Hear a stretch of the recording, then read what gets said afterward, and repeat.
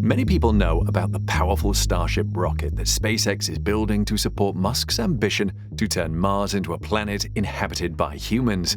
However, many don't know about the massive factory where the company is developing the Starship. What does it look like?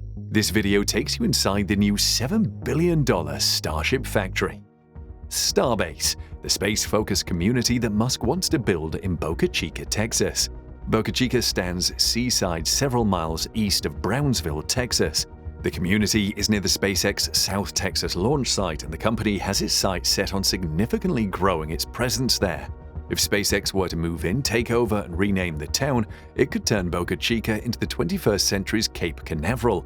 In 2012, SpaceX chose Boca Chica, Texas. But why exactly did Musk choose to set up Starbase in Texas? There are several reasons, and one of them has to do with the road sizes. SpaceX designed the Falcon 9 from the ground up so that it was transportable by US interstates. The Falcon 9 diameter is 12 feet because US freeway lanes are 12 feet wide. SpaceX develops all its rocket parts at Hawthorne, California, including the rocket engines. After testing all rocket parts, SpaceX transports all the Falcon 9 parts, such as payload fairings, first stage, interstage, and booster stage, to launch facilities separately. When all the rocket parts come to a launch facility, SpaceX assembles the Falcon 9 for launch. As you can guess, Falcon 9's length and diameter are mostly constrained by the US interstate's lane width and underpass height. But SpaceX's ultimate goal was not to make this rocket. Their ultimate goal is to build a Mars rocket that you already know as the Starship. Unlike Falcon 9, the Starship is 30 feet in diameter, so there is no way SpaceX can transport this rocket from their Hawthorne, CA factory to a launch facility. Musk knew he had to build their Starship at the launch facility. And SpaceX does not own any of the 3 launch facilities. It currently has lease agreements and pays millions of dollars monthly to the US government. Musk knew that if SpaceX owned a launch site, it would save them a lot of money. That's why they started to look for a location for a rocket manufacturing and launch facility. According to Elon Musk, occasional flights from land are okay, but frequent flights must be from the ocean and at least 30 kilometers or 18 miles away from shore, primarily because of the noise. Therefore, a launch facility must be near shorelines and must have roads. The launch site also needs to be near the rocket factory, otherwise transporting the rockets would be a massive cost burden. Also, the East Coast is best for a rocket launch into most orbits. It's because if a rocket launches into the east, it can take advantage of the Earth's rotation and save energy. Moreover, the FAA will never allow launching a rocket over land in the US, unlike in China or Russia. So SpaceX will never be able to launch except for polar and sun-synchronous orbit from California. Moreover, Texas offered SpaceX tax rebates. Musk likes tax rebates. Also, Texas does not have a state income tax.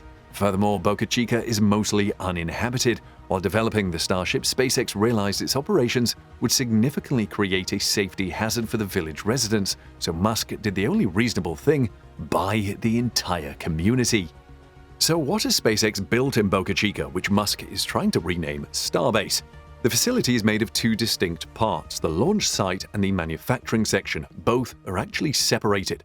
The former consists of different components. The tank farm consists of 1 water tank and 7 tanks for other commodities. There are 3 LOX or liquid oxygen tanks, 2 liquid methane tanks, and 2 liquid nitrogen tanks. There are also 2 horizontal methane tanks to the side of the main tank farm. Their exact size is not known. The water tank is just a large cylinder made up of rings of stainless steel. The other 7 tanks are double-walled with insulation between them, since they need to hold liquids at cryogenic temperatures. The inner tanks are built nearly the same way SpaceX makes their 9-meter diameter ship and booster tanks, using rolls of 304L stainless steel. These tanks need to be able to withstand constant pressurization and depressurization over their lifespan, so they have extra reinforcement. The outer shells, which are 12 meters wide, are made up of stainless steel rings and painted white for thermal and corrosion protection. To insulate the inner tanks and keep the cryogenic liquids at just below boiling point, the space between the tank and shell is filled with perlite insulation. Perlite insulation is an inorganic material with fantastic thermal properties and does not support combustion. The water tank has a capacity of around 1 million gallons of water. For reference, the water tower at the Kennedy Space Center's LC-39A has a capacity of 300,000 gallons.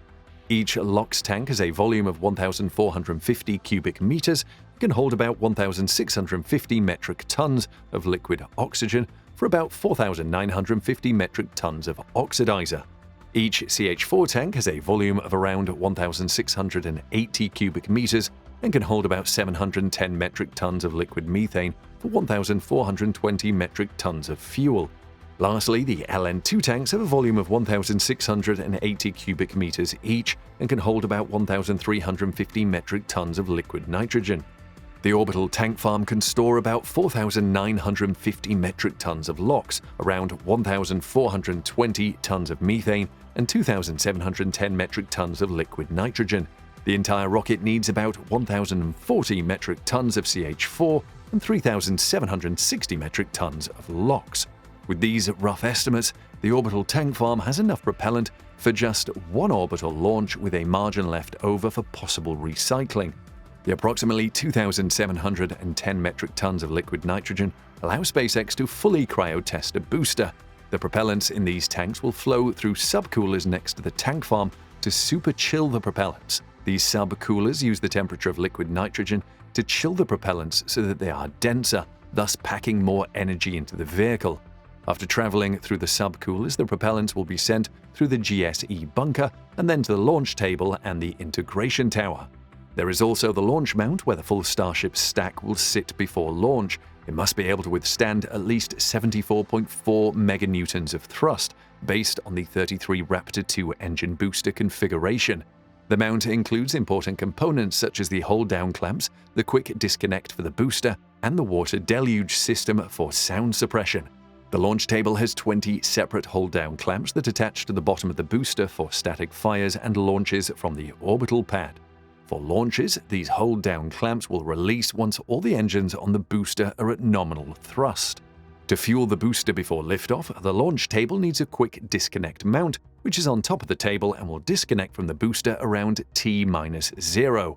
The QD will help provide the booster with CH4, LOX, and helium and supply external power before launch. The water deluge system will spray water onto the bottom of the launch mount and on the ground to help lessen the sound waves of 29 and eventually 33 Raptors firing at full thrust, so the sound waves do not damage the rocket or the pad. Another component is the integration tower, which has a unique piece of hardware.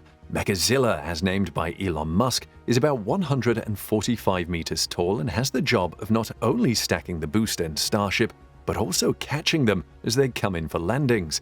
Mechazilla will do this using two arms that will lift or catch the booster from hard points between the grid fins. The Starship is lifted or caught from hard points right under the forward flaps. The arms attach to a carriage that connects to the tower on the column just under the pulley at the top of the tower and wrap around the two side columns for extra support. In order to be able to move up and down the tower easily, there are bearing skates that the carriage attaches to on the sides of each column on the top and bottom. Let's hear what you think of the Starbase facility in the comments section below.